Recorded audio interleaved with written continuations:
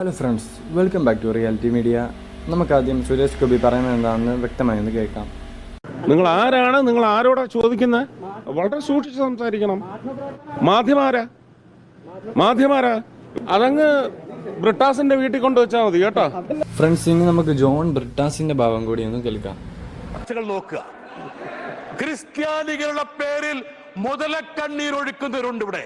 ക്രിസ്ത്യാനികളുടെ പേരിൽ മുതലക്കണ്ണീർ ഓരോ ദിവസവും ക്രിസ്ത്യാനികൾക്കെതിരെ ഉത്തരേന്ത്യയിൽ ആക്രമണം. ഫ്രണ്ട്സ്, ഈ നടന്നുകൊണ്ടിരിക്കുന്ന വിഷയങ്ങളുടെ എല്ലാം തുടക്കം എവിടെ നിന്നാണെന്ന് വെക്കുകയാണെങ്കിൽ എമ്പുരാൻ മൂവിയുമായി ബന്ധപ്പെട്ട് നടത്തിയ സുരേഷ് ഗോപി നടത്തിയ ഒരു ചർച്ചയിലാണ് ഇതിനെല്ലാം തുടക്കമായി. അതുമാത്രമല്ല, ഇപ്പോൾ അതിലും വൈറലായി നിൽക്കുന്ന മെയിൻ വിഷയം എന്തെന്ന് വെക്കുകയാണെങ്കിൽ അത് കഴിഞ്ഞിറങ്ങി സുരേഷ് ഗോപി മാധ്യമ പ്രവർത്തകരോട് വളരെയധികം മോശമായി പെരുമാറിയതാണ് ഇപ്പോൾ സോഷ്യൽ മീഡിയ മുഴുവനും കത്തി നിൽക്കുന്നത്. അതിനെ തുടർന്നാണ് ജോൺ ബ്രിട്ടാസ് പറയുന്ന മറുപടി നമ്മൾ മുമ്പ് കേട്ടത്.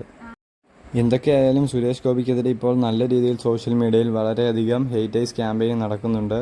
അതേ തുടർന്ന് തന്നെ അടുത്ത ഇലക്ഷനിൽ സുരേഷ് ഗോപി ഉറപ്പായും തോക്കാനുള്ള സാധ്യത വളരെയധികം കൂടുതലാണ്. അതുമാത്രമല്ല, സോഷ്യൽ മീഡിയയോട് ഇയാൾ ഇങ്ങനെയൊക്കെ സംസാരിക്കുകയാണെങ്കിൽ ഒരിക്കലും ആൾക്കാർ ഇയാളെ സപ്പോർട്ട് ചെയ്യില്ല. അതുകൊണ്ട് തന്നെ സുരേഷ് ഗോപിക്ക് ഇത് വളരെയധികം ഒരു അടിയായി തന്നെ മാറും. ഇപ്പോൾ ഫ്രണ്ട്സ്, നിങ്ങൾക്ക് എല്ലാവർക്കും ഇന്നത്തെ വീഡിയോ ഇഷ്ടമായെന്ന് വിചാരിക്കുന്നു. വീഡിയോ ഇഷ്ടപ്പെട്ടാൽ ലൈക്ക് ചെയ്യുക, ഷെയർ ചെയ്യുക, ചാനൽ സബ്സ്ക്രൈബ് ചെയ്യുക. അപ്പോൾ ഫ്രണ്ട്സ്, അടുത്തൊരു വീഡിയോയുമായി വീണ്ടും കാണാം.